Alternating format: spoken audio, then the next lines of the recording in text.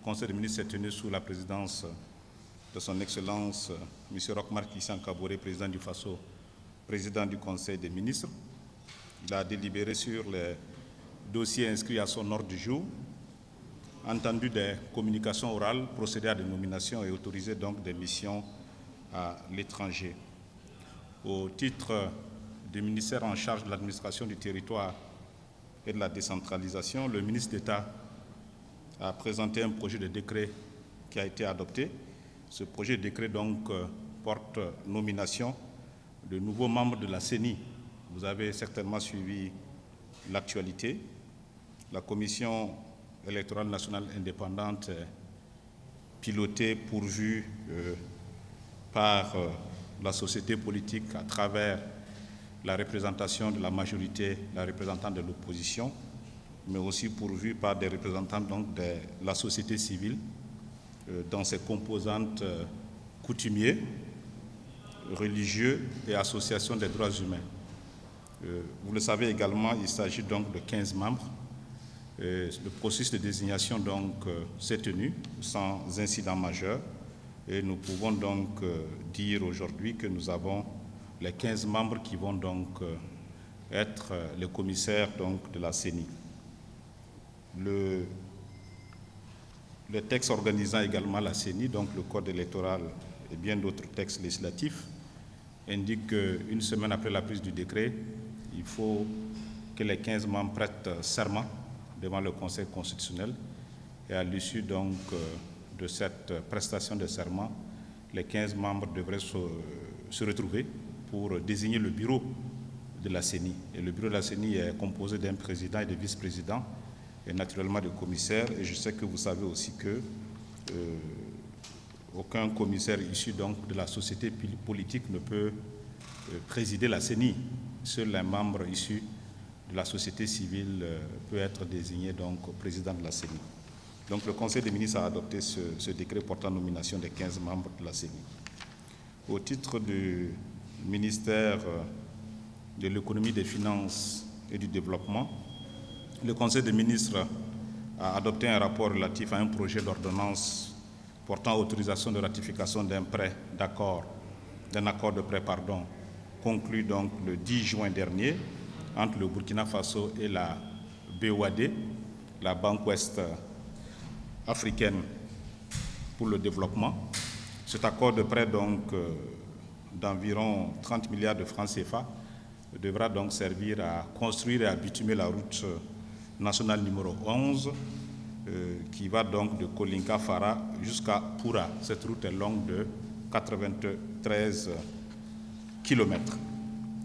Au titre du ministère de la Communication, des Relations avec le Parlement, le Conseil a adopté un décret portant donc modalités de délivrance de la carte de presse et du laissez-passer au Burkina Faso. Il vous souviendra que cette carte de presse avait été instituée en 2009 et bien sûr, depuis lors, de nouvelles lois ont été adoptées en 2015 pour davantage épanouir la presse.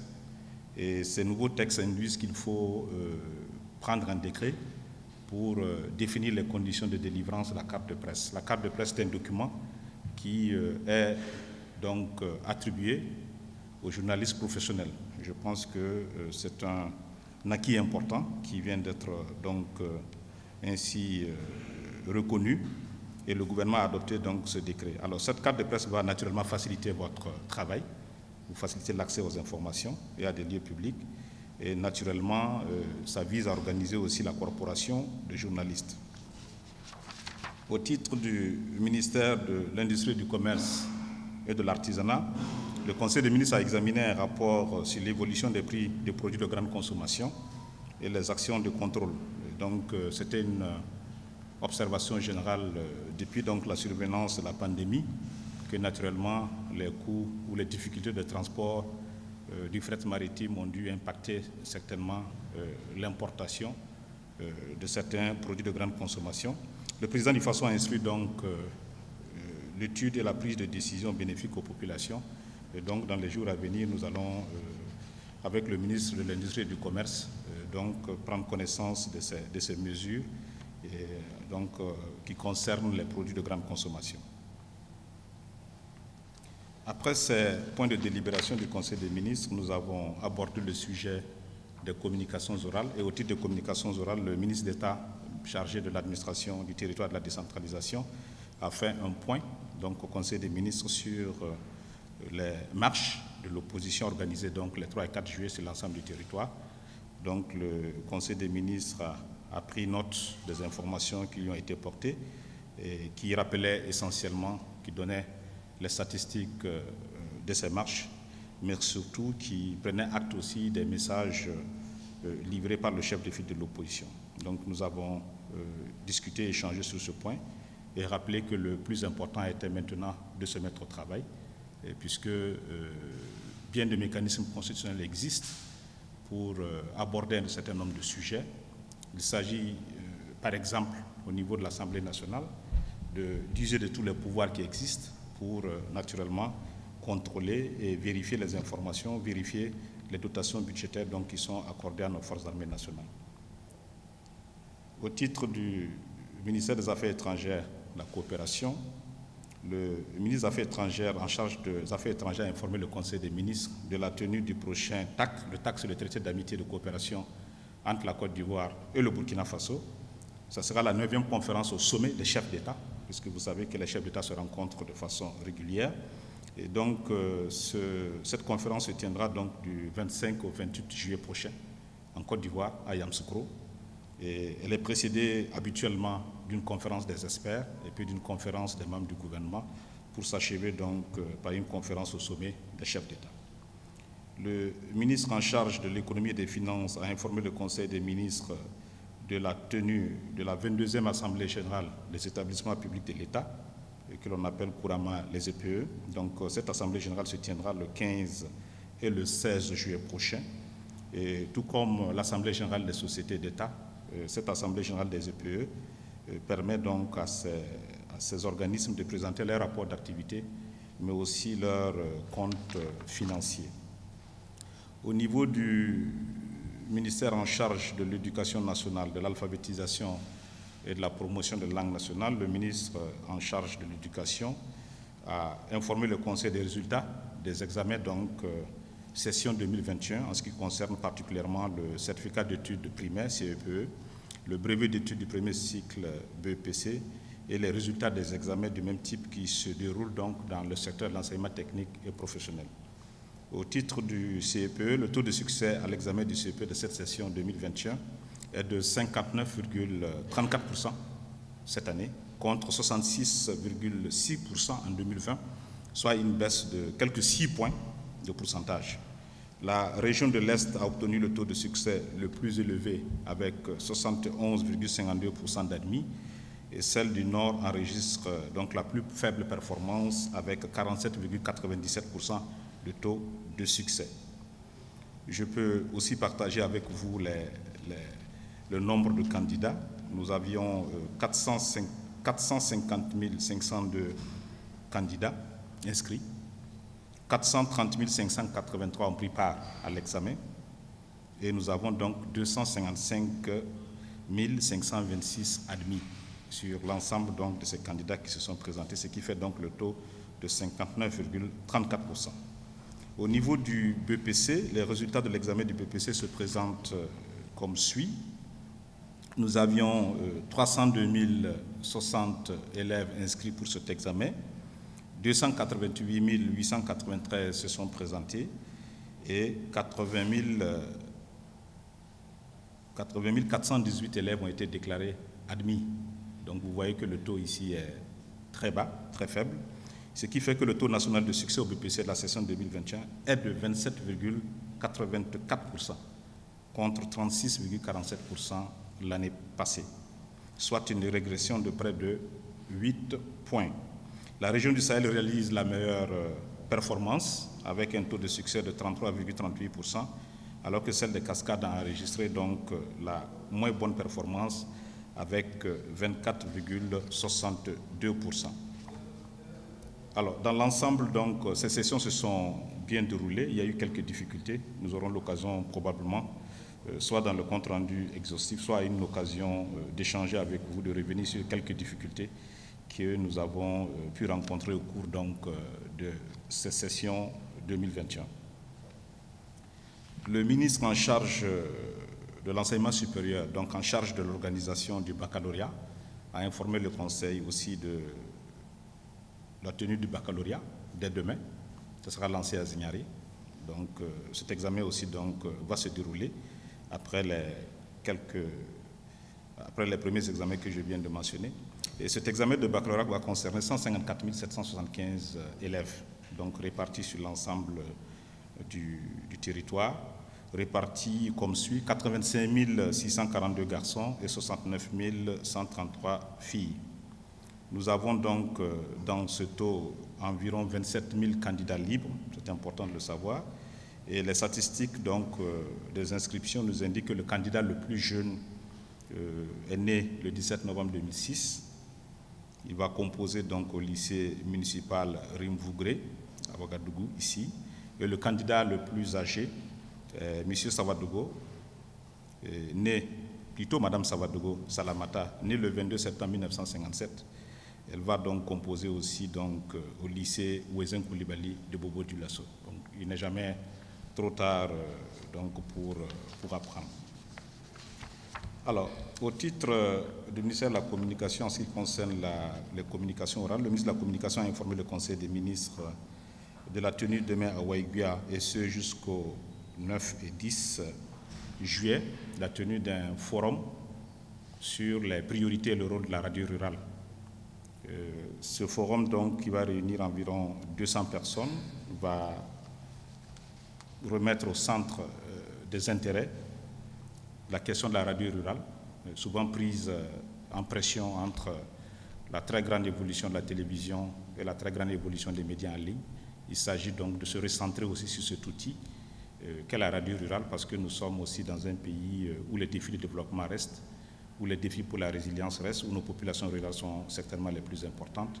Donc, en accord avec nos partenaires techniques et financiers et les ministères en charge du secteur rural, donc, le gouvernement va se retrouver demain à Waïguia pour essayer de faire remonter en surface donc, les priorités et le rôle de cette radio afin qu'elle puisse remplir donc, au mieux sa mission. Donc, tels étaient les sujets sur lesquels nous avons donc, travaillé ce matin. Et puis, le compte-rendu exhaustif, naturellement, complétera sur les autres points que je n'ai pas eu besoin ici de relater avec vous. Voilà. Oui, bien. C'est une question sans surprise hein, au regard de l'actualité et d'un certain nombre de fonctions qu'on a voulu donner à l'affaire. Hein, quand on considère la coïncidence avec laquelle cette affaire apparaît au moment où il y a aussi un certain nombre de discours donc, relativement donc, aux marches du 3 juillet. Donc on peut déjà s'interroger sur la coïncidence pour une lettre qui date du mois d'avril. Bon, mais enfin, nous sommes aussi des hommes politiques, hein, je dois vous le rappeler. Il y a des ministres aussi qui sont des hommes ou des femmes politiques, c'est important, c'est une dimension importante. Mais ceci ne devrait pas naturellement nous faire, j'allais dire, esquiver la question. Je dois dire d'abord que c'est une pratique légale. Hein. Il faut d'abord retenir que c'est un patrimoine de l'État. Il s'agit donc des processus ou des procédures d'acquisition d'équipements de l'administration de l'État. Vous savez que le budget de l'État comporte ce qu'on appelle les dépenses communes qui peuvent être dépensées pour l'ensemble de services de l'État, mais vous savez qu'autour de chaque département ministériel, il est organisé aussi une prévision et une exécution du budget pour chaque département ministériel. Il peut y arriver effectivement que dans les prévisions, dans les budgets adoptés, donc dans la loi des finances, qu'il soit prévu qu'un véhicule soit acheté, et puis le reste, il s'agit simplement de mettre en œuvre. Je ne doute pas qu'il s'agisse de cela, puisque moi-même, lorsque j'ai vu la note, je sais que le département des finances est un département très professionnel. S'il n'y avait pas de prévision, s'il n'y avait pas donc le cadre juridique qui autorisait une telle acquisition, cela n'aurait pas pu être. Donc il faut considérer que c'est une voiture qui va être achetée pour le parc automobile de l'État ou le parc automobile du ministère de la Culture. Dans tous les cas, c'est le parc automobile de l'État. Je ne suis pas très bien placé pour juger de l'aspect éthique ou l'aspect moral, puisque l'État, c'est aussi le sens des responsabilités. C'est aussi évoluer dans un cadre juridique convenu, connu de tous d'ailleurs, ce n'est pas la première fois. Et notre État, naturellement, est amené à faire souvent des acquisitions. Et moi, je situe ça dans ce cadre-là. Maintenant, si il y a une certaine envie de créer un choc moral ou une manipulation, j'allais dire, politicienne, pour en faire une affaire d'État, ça, je ne peux m'aventurer sur ce dossier. Mais c'est une dépense légale. Ah oui, la note sur les réseaux sociaux, je pense que ça nous appelle tous à de la responsabilité de notre travail.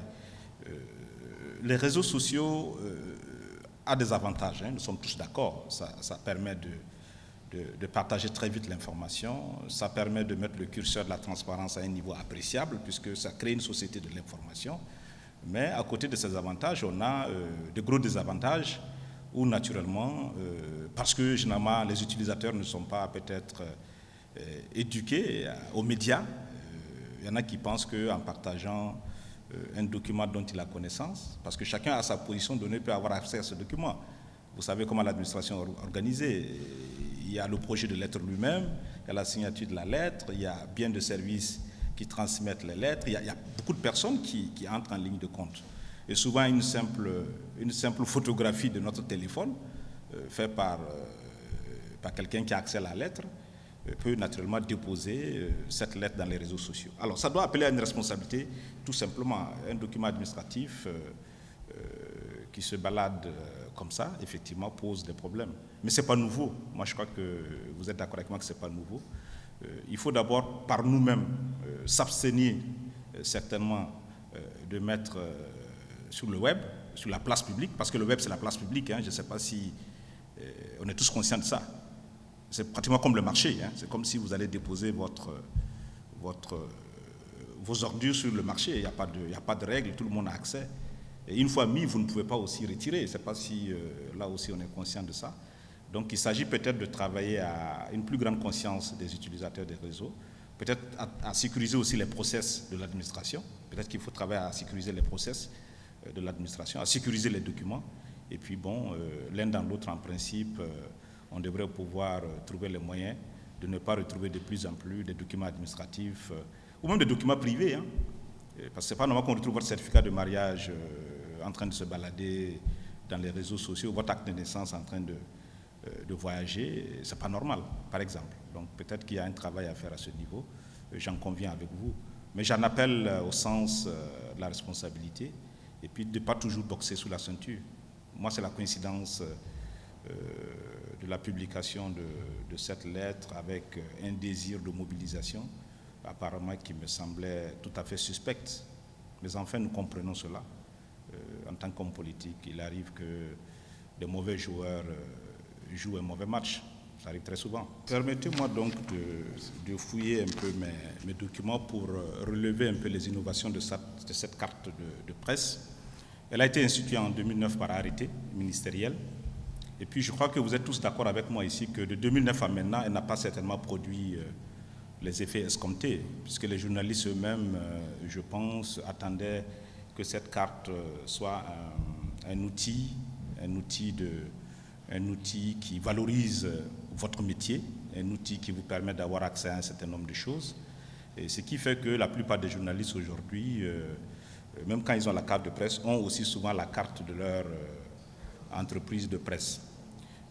Donc déjà, en évaluation de cette pratique depuis 2009, on peut considérer qu'il y a quelque chose à améliorer sur cette base. Ça fait quand même 12 ans.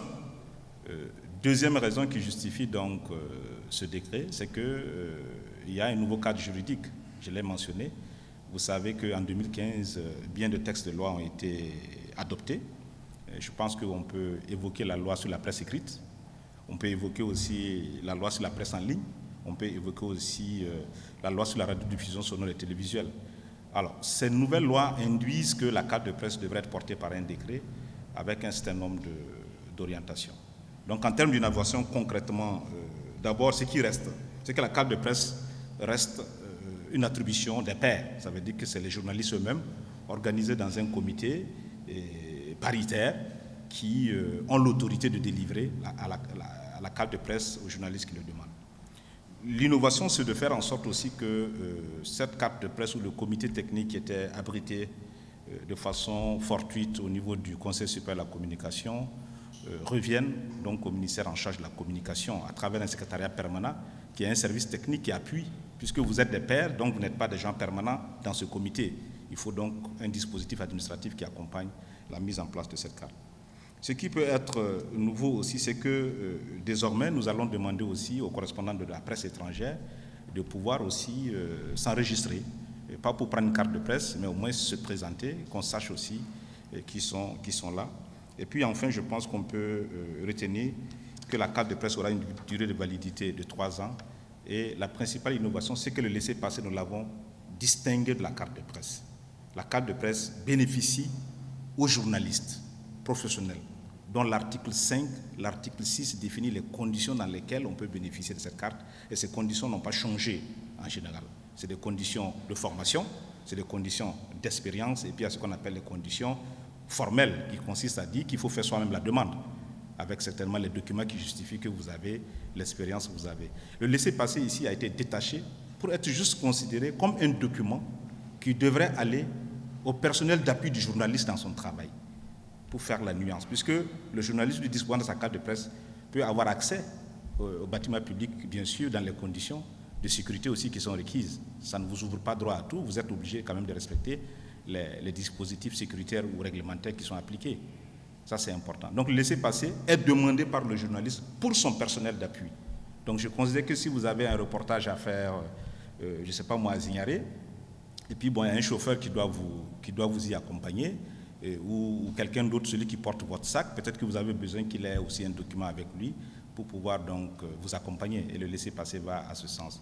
Donc voici les principales innovations. Innovation institutionnelle, donc on revient au principe fondamental sous la tutelle du ministère de la Communication à travers un secrétariat permanent qui va appuyer la carte de presse. Et puis naturellement, nous avons gardé le principe de l'attribution par les pairs. Ça veut dire que c'est vous qui délivrez les cartes de presse à vos pairs qui la demandent, tout simplement.